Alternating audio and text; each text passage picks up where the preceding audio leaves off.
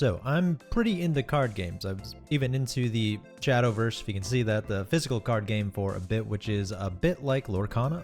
Now for people unfamiliar, Shadowverse Worlds Beyond is essentially a reboot of the original game.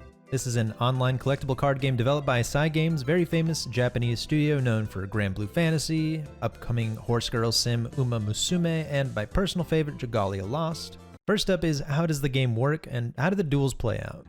First off, decks are separated into different themes, colors, whatever you might call it. In Shadowverse we have crafts, and those are Abyss, Forest, Haven, Portal, Sword, Dragon, and Rune. Cards you obtain will be one of these crafts or neutral cards which will fit into any deck. Everybody will start with a really basic Portal deck, but after going through some tutorials you can pick out a starter deck of one of your crafts, so definitely pick wisely as this will come with some of the rarest cards for that craft right now, which aren't easy to get. Battles take place in various spaces, like from the home screen you can queue into some ranked or unranked matches, and in the new lobby feature you can join lobbies, battle other people, spectate matches, and a bunch of other battle related things like tournaments and joining knockout tables. In an actual battle, turn order is decided randomly. You'll draw your starting hand and get one mulligan on any selected cards. For those uninitiated to card games, you just pick cards you want to swap back into the deck to get a chance at a better start. The resource to play the cards are play points. These are on the right, are replenished every turn, and go up by 1 every turn. To help combat first turn advantage, players that go second get an additional point in the first 5 turns and another after that, as well as getting to evolve a turn earlier, which we'll get into. Each player starts with 20 defense. Once it hits 0, you lose. Cards have their play point cost on the top left. Blue number is the attack and red is their defense. As for the kind of unique mechanic the game is known for are the evolve points. In this game we have 2 regular points and 2 super evolve points. Without over-explaining everything about the game, they buff up your follower cards and can trigger different effects depending on the cards. From the base game, of what I remember, not too much has changed and the battles are all really fun. Glad they nailed the gameplay aspect at the very least, although a bit unbalanced in my opinion. There's also this story mode, and I'll just say I haven't read much. I'm just honestly not interested in the story of the card game. Now, in the context of the games, unlike the anime, the card game is basically just how the characters all do combat, so they're not actually playing a card game. I think as I get older, I'm losing patience with all these gacha game stories, and some are worth your time, but even the ones worth your time are pretty forgettable after you've read through them once, in my opinion. Back to gameplay, there's some Grand Prix opening up next month, lobby tournaments, events going on, and neat that there's an AI practice mode where you can also battle against your own decks to help you learn different decks and cards.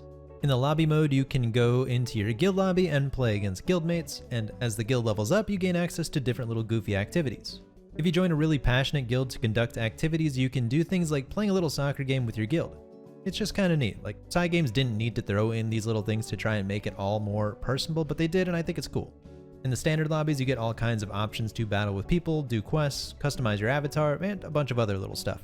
In the lobby, you have these weekly quests that are all fairly easy to complete. I think the one I think is kinda dumb to tie to a weekly thing is the spectate matches one. It really should depend on each player if they really want to go watch other people play. Then you can just spectate and immediately leave, but still kinda dumb. Speaking of quests, let's talk about dailies, which isn't much. Every day you get a free card pack, and there are 3 slots for daily quests. These daily quests are kinda dumb as hell because they don't refresh until I think it's 21 or 24 hours after you've completed the last one in that slot. So it punishes people that don't log in immediately once these refresh, rather than just making them refresh every day at a static time. Now we're going to talk about the card packs, where you're going to gamble away and pray you get enough cards to build decks, and this is where the cons are going to start peeking out. As I'm making this video, this game has a 1.9 star rating on the Play Store and is now historically one of the most negatively reviewed games on Steam. This game is a complete shock to me because I personally didn't interact with any of the monetization stuff, and I don't remember the details of how generous OG Shadowverse was to compare, which seems to be where the majority of the negativity stems from. I'm going to skip over the actual shop aspect. It's mostly paid packages, so if you're spending, I'm sure the value is great there. There is this vial shop where you can spend dust you get mostly from breaking down extra cards, so there is that, but we'll talk about that in a minute. So for the gacha, you pull packs and are guaranteed the highest rarity legendary at least 1 in every 10 packs. Legendary rate otherwise though is 1.5%, and there is also a chance at getting exchange tickets from packs at a 0.06% rate.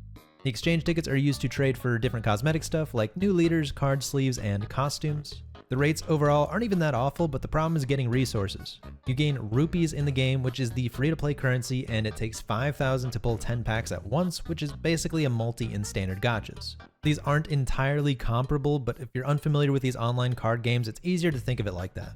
The rate at which you get rupees are complete ass, so realistically you'll have to pray to RNGesus to be able to pull all the cards for at least the specific craft you want to play if you want to be able to potentially beat other players. Now the RNG is offset a bit due to card crafting. You can earn these vials through in-game rewards and by breaking down extra copies of cards and exchange them for specific cards. So far, after at least doing all my dailies every day since the day after launch, I've managed to accrue 5,500 vials.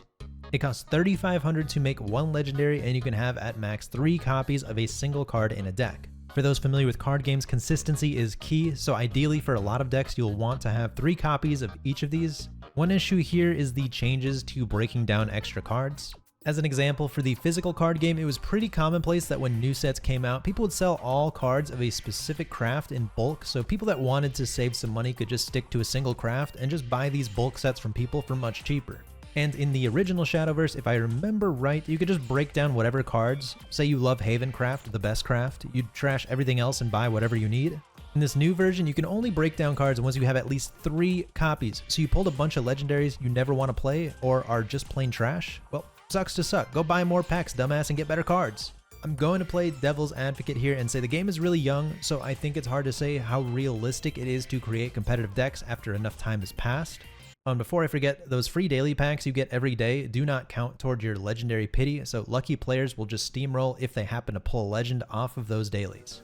Now to stop playing devil's advocate, I think a lot of problems people have with this greed overall is just how fucking unbalanced the game feels. Legendary cards by an insane margin just feel 1,000 times better than lower rarity cards. Now they should, they're the rarest, but even here it feels a bit ridiculous. Most cards can't stay on board for longer than a turn and everything just kind of does everything at once. Cards that rush you will also potentially clear board, and cards that can attack you as soon as they're played already feel like they have insanely high numbers. So you have 20 health in a game, and in a lot of matchups, if you're at around 13 health, which is more than half, you're already in big danger of getting killed in one turn. And like I said, a lot of these cards that attack the same turn usually have some built-in removal, so even setting up some blockers can potentially not matter. As well as some crafts in my personal experience just seem to be vastly outperforming or underperforming others. I've already heard Abysscraft is pretty awful, as I've seen literally nobody playing it, and the game is overrun with insanely fast rush swordcraft decks killing you by turn 4 or 5, and insanely broken ramp dragoncraft decks that keep spamming cards that can attack as soon as they're played for half your health or more. The balance seems to be widely broken. My starter deck I picked, which gives you some rare cards for your craft, is already being outperformed by a country mile by my shitty swordcraft deck I put together with random junk I had lying around. That is all to say, I think playing the card game is still fun, but it can only be fun for so long if there are clear tier 0s that people will spam endlessly, while it's already insanely difficult for free-to-play players to build out decks of similar strength, let alone anything that they might want to play. Now I could be dead wrong on the balancing thing. It's not like I'm some Shadowverse veteran or world champion level card game player, but just as a new player I can see people being insanely frustrated just getting rolled by these same looking decks over and over again. And from what I've heard, their next card set shouldn't be very far away, so this will just widen the gap even further from paying players and everyone else. Oh yeah, almost forgot to mention there's a battle pass that costs around $16 and the free track is just kinda shit. All that said, I would still recommend giving this game a try, at least completely free, because again, it's a fun card game. I think they've managed to make the same game fun again for a third time. They just also got lost in the sauce and are probably pushing a lot harder in the more pay-to-win direction, likely due to expectations left unmet in the original game. If you've been playing yourself, what do you think on the whole situation? I'd like to see perspectives from newer players like myself, as well as those of Shadowverse veterans, as I feel like the expectations and experience are going to be completely different. But until then, thanks everyone for watching, and until next time, take care.